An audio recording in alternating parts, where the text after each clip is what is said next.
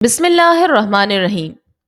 الحمدللہ آج ہم اپنے سلسلے قصص الانبیاء میں ایک عظیم المرتبت نبی حضرت داؤد علیہ السلام کے بابرکت تذکرے کے ساتھ حاضر ہیں۔ حضرت داؤد علیہ السلام اللہ کے برگزیدہ نبی اور ایک عظیم بادشاہ تھے جنہیں اللہ تعالیٰ نے بے شمار نعمتوں سے نوازا۔ ان کی زندگی شجاعت، عبادت، عدل اور حکمت سے بھرپور ہے۔ آئیے سب سے پہلے آپ کا تعارف سماعت کرتے ہیں۔ آپ علیہ السلام کا مبارک نام داؤد اور نسب نامہ یوں ہے: داؤد بن عیشا بن اوید بن عابر بن سلمون بن ناشون بن اوائنازب بن ارم بن حسرون بن فارس بن یہودا بن حضرت یعقوب بن حضرت اسحاق بن ابراہیم علیہ السلام۔ آپ علیہ السلام بہت ہی خوبصورت تھے۔ آپ کا مبارک حلیہ بیان کرتے ہوئے حضرت کعب رضی اللہ عنہ فرماتے ہیں کہ حضرت داؤد علیہ السلام سرخ چہرے، نرم و ملائم بالوں، سفید جسم اور طویل داڑھی والے تھے۔ جسمانی خوبصورتی کے ساتھ آپ کی آواز بھی بہت ہی دلکش تھی۔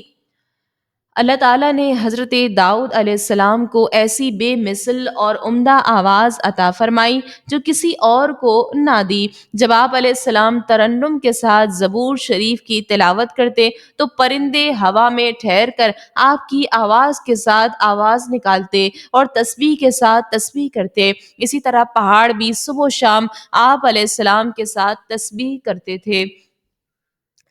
آواز کی خوبصورتی کے علاوہ آپ میں یہ خصوصیت بھی تھی کہ آپ بہت کم وقت میں زبور شریف کے مکمل تلاوت کر لیتے تھے، جیسا کہ نبی کریم صلی اللہ علیہ وسلم نے فرمایا: حضرت داؤد پر قرات آسان کر دی گئی ہے۔ آپ گھوڑے پر کاٹھی ڈالنے کا حکم دیتے اور گھوڑا تیار ہونے سے پہلے زبور پڑھ لیتے تھے۔ زبور وہ آسمانی کتاب ہے جو اللہ تعالیٰ نے حضرت داؤد پر نازل فرمائی۔ ارشاد باری تعالیٰ ہے: وَآتَيْنَا دَاوُودَ زَبُورًا، اور ہم نے داؤد کو زبور عطا فرمائی۔ اس مقدس کتاب میں 150 صورتیں تھیں اور سب میں دعا، اللہ کی حمد و ثنا اور اس کی تحمید اور تمجید کا بیان تھا۔ نہ اس میں حلال و حرام کا بیان تھا، نہ فرائض، نہ حدود و احکام کا۔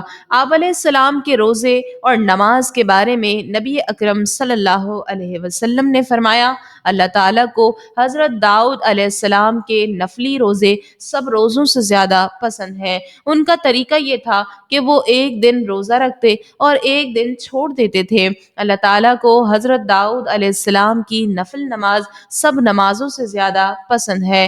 وہ آدھی رات تک سوتے، تہائی رات عبادت کرتے، پھر باقی چھٹا حصہ سوتے تھے۔ حضرت داؤد علیہ السلام اپنے اہل خانہ کو بھی مشغول عبادت رکھا کرتے تھے۔ حضرت ثابت بنانی کہتے ہیں: ہمیں حضرت داؤد علیہ السلام کے بارے میں خبر پہنچی ہے کہ آپ نے نماز کو اپنے اہل و عیال پر یوں تقسیم کر رکھا تھا کہ دن اور رات کے ہر حصے میں آپ علیہ السلام کے گھرانے کا کوئی نہ کوئی فرد مشغول عبادت ہوتا تھا۔ آپ بہت زیادہ خوف خدا والے تھے۔ عاجزی اور انکساری آپ کی سیرت کا ایک حصہ تھی۔ آپ عبادت میں بہت زیادہ قوت رکھنے والے تھے۔ آپ کو حکومت اور حکمت دونوں عطا فرما دیے گئے۔ اللہ تعالیٰ نے آپ کو سلطنت مضبوط کرنے کے اسباب و ذرائع مہیا کیے۔ اللہ نے آپ کو زمین میں اپنا خلیفہ بنایا۔ اللہ تعالیٰ نے پہاڑوں کو آپ علیہ السلام کے تابع کر دیا کہ جب شام اور سورج کے چمکتے وقت حضرت داؤد علیہ السلام تسبیح کرتے تو پہاڑ بھی آپ علیہ السلام کے ساتھ مل کر تسبیح کرتے تھے۔ یوں ہی پرندوں کو بھی آپ علیہ السلام کا فرما بردار بنا دیا۔ اللہ تعالیٰ نے حضرت داؤد علیہ السلام کو صاحب فضل بنایا۔ پہاڑوں اور پرندوں کو ان کے ساتھ تسبیح کرنے کا حکم دیا۔ لوہے کو آپ علیہ السلام کے ہاتھوں میں نرم کیا اور زرہیں بنانا سکھا دیا۔ جب طالوت بنی اسرائیل کے بادشاہ بنے تو انہوں نے بنی اسرائیل کو جہاد کے لیے تیار کیا اور ایک کافر بادشاہ جالوت سے جنگ کرنے کے لیے اپنی فوج لے کر میدان جنگ میں نکلے۔ جب دونوں لشکر میدان جنگ میں آمنے سامنے ہوئے تو جالوت نے بنی اسرائیل سے مقابلہ کرنے والا طلب کیا۔ چونکہ جالوت بڑا جابر، قوی، شہزور، عظیم الجثہ اور قد آور تھا، طالوت کے لشکر والے اس کی قوت و جسامت دیکھ کر گھبرا گئے، کیونکہ طالوت نے اپنے لشکر میں اعلان کیا کہ جو شخص جالوت کو قتل کرے، میں اپنی بیٹی اس کے نکاح میں دے دوں گا اور آدھا ملک اسے دے دوں گا، مگر کسی نے اس کا جواب نہ دیا۔ طالوت نے حضرت شمویل علیہ السلام سے عرض کی کہ بارگاہ الہی میں دعا کریں۔ آپ علیہ السلام نے دعا کی تو بتایا گیا کہ حضرت داؤد علیہ السلام جالوت کو قتل کریں گے۔ حضرت داؤد علیہ السلام کے والد عیشا طالوت کے لشکر میں تھے اور ان کے ساتھ ان کے تمام فرزند بھی تھے۔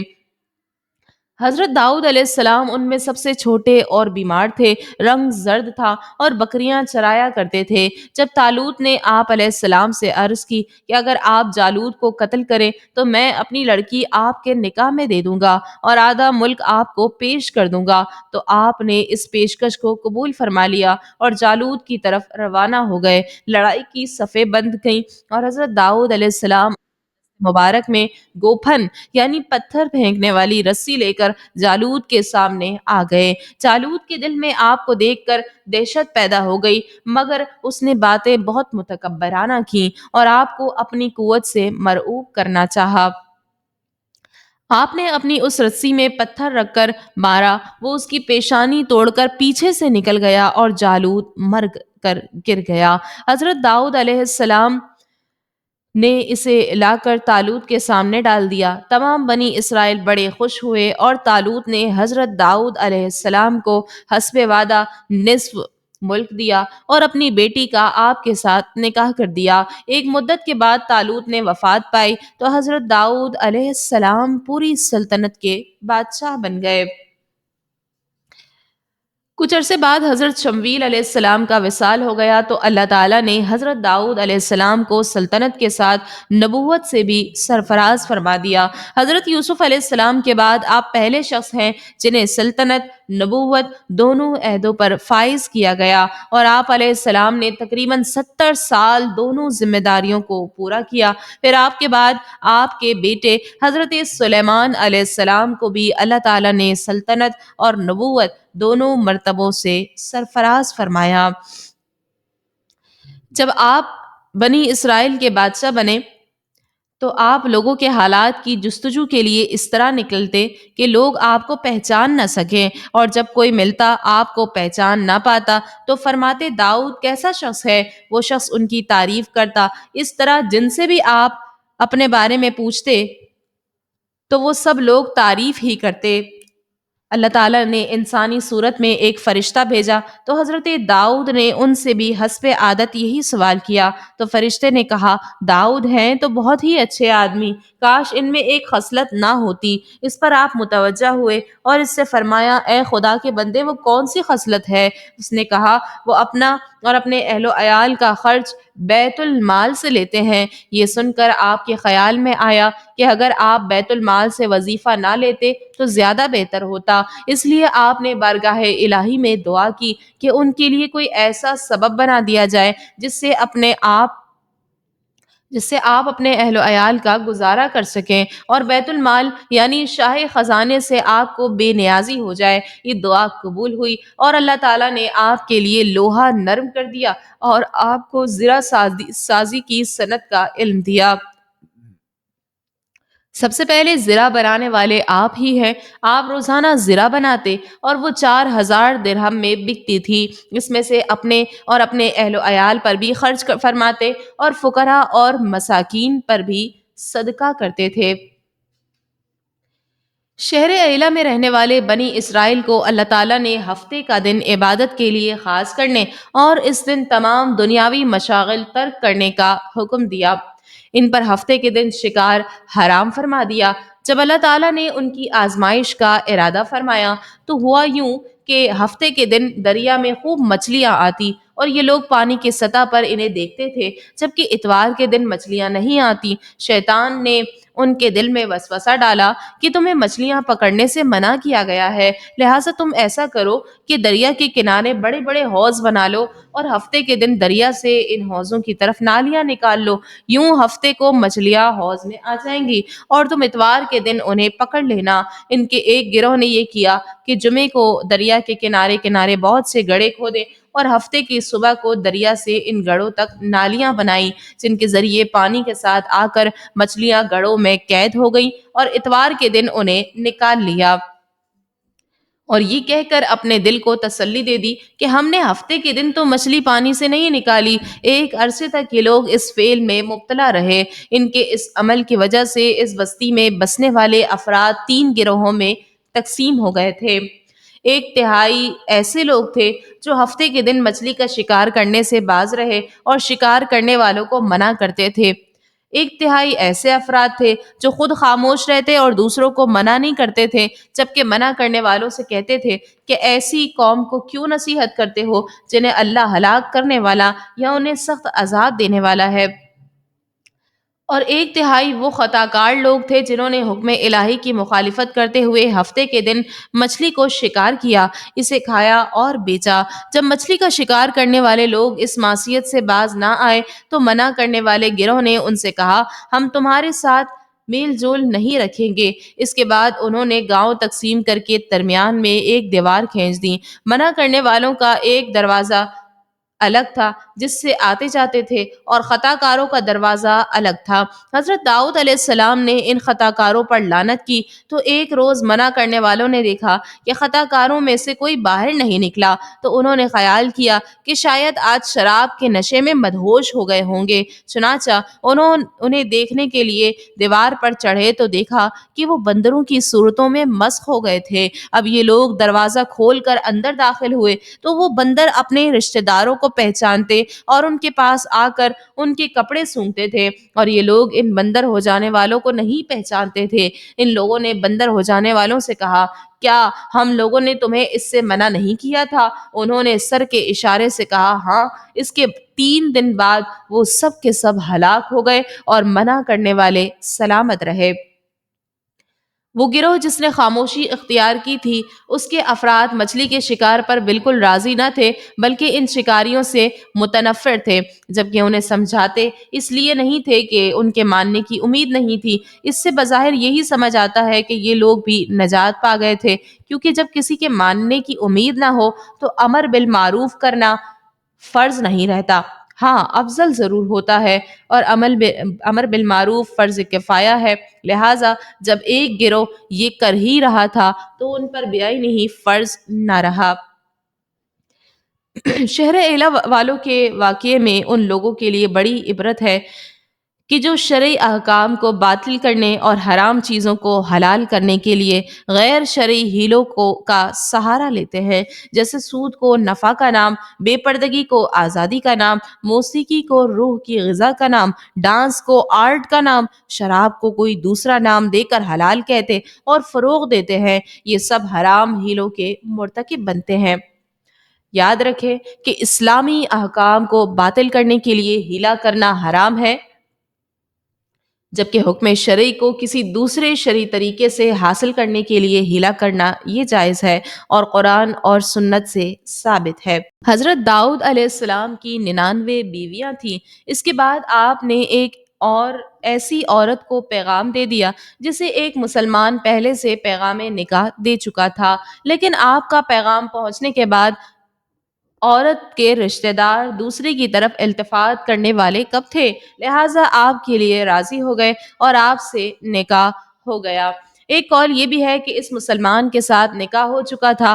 آپ نے اس مسلمان سے اپنی رغبت کا اظہار کیا اور چاہا کہ وہ اپنی عورت کو طلاق دے دے۔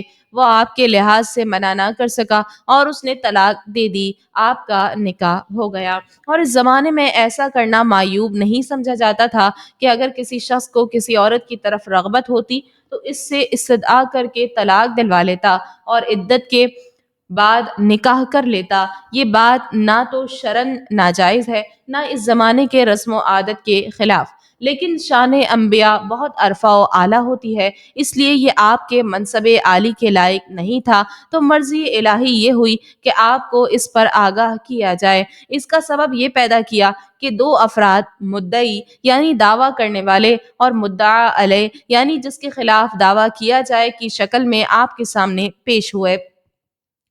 یہ دونوں چونکہ دیوار کود کر حضرت داؤد علیہ السلام کے پاس آئے تھے، اس لیے انہیں دیکھ کر آپ علیہ السلام گھبرا گئے۔ یہ گھبراہٹ فطری اور طبعی تھی۔ یہ دیکھ کر انہوں نے عرض کی کہ ڈریے نہیں، ہم دو فریق ہیں، ہم میں سے ایک نے دوسرے پر زیادتی کی ہے تو ہم میں حق کے ساتھ فیصلہ فرما دیجئے اور حق کے خلاف نہ کیجیے گا اور ہمیں سیدھی راہ بتا دیں۔ بے شک یہ میرا بھائی ہے، اس کے پاس 99 دمبیاں ہیں اور میرے پاس ایک دمبی ہے، اب یہ کہتا ہے کہ وہ بھی میرے حوالے کر دو، اور اس نے اس بات میں مجھ پر زور ڈالا ہے۔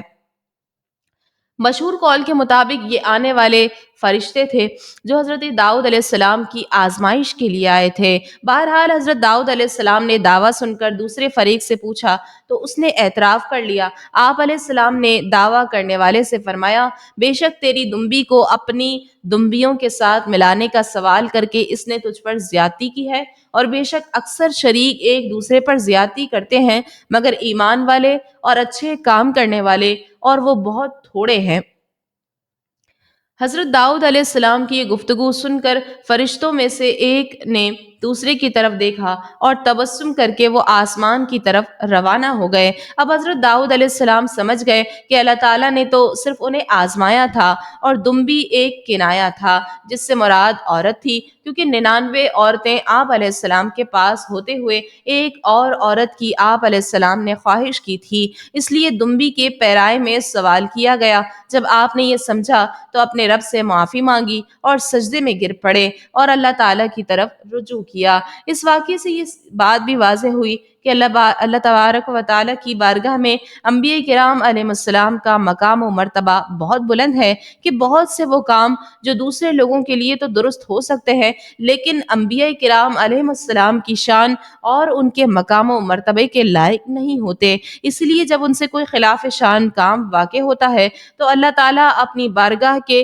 ان مقبول بندوں کی تربیت فرما دیتا ہے، اور یہ حضرات بھی بارگاہ خداوندی میں عاجزی کرتے ہیں۔ یہ اللہ تعالیٰ اور اس کے مقبول بندوں کا معاملہ ہے، وہ جیسے چاہے اپنے مقبول بندوں کی تربیت فرمائے، اور یہ جیسے چاہیں اللہ تعالیٰ کی بارگاہ میں عاجزی و انکساری کا اظہار کریں۔ عام لوگوں کو یہ حق حاصل نہیں ہے کہ وہ ان کے خلاف شان کاموں اور ان پر کیے گئے عجز اور انکسار کو بنیاد بنا کر ان کے خلاف زبانیں تان تراز کریں اور ان کی عصمت پر اعتراضات کرنا شروع کر دیں۔ یہ ایمان کے لیے زہر قاتل سے بھی زیادہ خطرناک ہے، اس سے تمام مسلمانوں کو بچنا چاہیے۔ 100 برس اس دار فانی میں گزار کر آپ دار بقا کی طرف تشریف لے گئے۔ آپ کے واقع بقا سے متعلق نبی کریم صلی اللہ علیہ وسلم نے فرمایا، حضرت داؤد علیہ السلام بہت زیادہ غیرت مند تھے۔ جب اپنے گھر تشریف لے جاتے تو گھر کے دروازے بند کر دیا کرتے تاکہ آپ کے گھر لوٹنے تک کوئی گھر میں داخل نہ ہو۔ ایک مرتبہ دروازہ بند کر کے باہر نکلے ہی تھے کہ آپ کی زوجہ کو گھر میں ایک اجنبی نظر آیا۔ یہ دیکھ کر انہوں نے کہا، اسے کس نے اندر آنے دیا حالانکہ دروازہ تو بند ہے؟ اللہ کی قسم اگر حضرت داؤد تشریف لے آئے تو انہیں بہت دکھ پہنچے گا۔ جب آپ تشریف لائے تو وہ اجنبی گھر میں ہی موجود تھا۔ آپ نے اس سے پوچھا، تم کون ہو؟ اس نے کہا، میں وہ ہوں جو بادشاہوں سے نہیں ڈرتا اور نہ ہی کوئی دربان میں مجھے روک سکتا ہے۔ یہ سن کر حضرت داؤد علیہ السلام نے فرمایا، اللہ کی قسم تب تو تم ملک الموت علیہ السلام ہو، اللہ کے حکم کو خوش آمدید۔ پھر حضرت آپ علیہ السلام کی روح قبض کر لی گئی۔ جب آپ کے غسل و کفن کے مراحل مکمل ہوئے تو سورج طلوع ہوا۔ حضرت سلیمان علیہ السلام نے پرندوں سے فرمایا، حضرت داؤد علیہ السلام پر سایہ کرو، تو پرندوں نے اتنا سایہ کیا کہ وہاں زمین پر اندھیرا چھا گیا۔ یہ دیکھ کر حضرت سلیمان علیہ السلام نے فرمایا، اپنا ایک ایک پر سمیٹ لو۔ نبی کریم صلی اللہ علیہ وسلم ہمیں دکھانے لگے کہ یہ کام پرندوں نے کیسے کیا۔ یا الہ العالمین، جس طرح تو نے اپنے نبی حضرت داؤد علیہ السلام کو حسین آواز، میٹھی تلاوت اور خشوع و عبادت کی نعمت عطا فرمائی، ہمیں بھی اپنے فضل سے اس میں سے حصہ عطا فرما، ہمارے قرآن کو ہمارے دلوں کا نور بنا دے اور اپنی رضا کو ہماری سب سے بڑی منزل بنا دے۔ جس طرح تو نے اپنے نیک بندوں کو اپنی خشیت عطا فرمائی، ہمیں بھی اپنی طرف متوجہ فرما، ہمیں ان لوگوں میں شامل کر لے جن کی تلاوت آسمان والے سنتے ہیں اور زمین و آسمان کی مخلوقات ان کے ساتھ تسبیح میں مشغول ہو جاتی ہے۔ آمین یا رب العالمین۔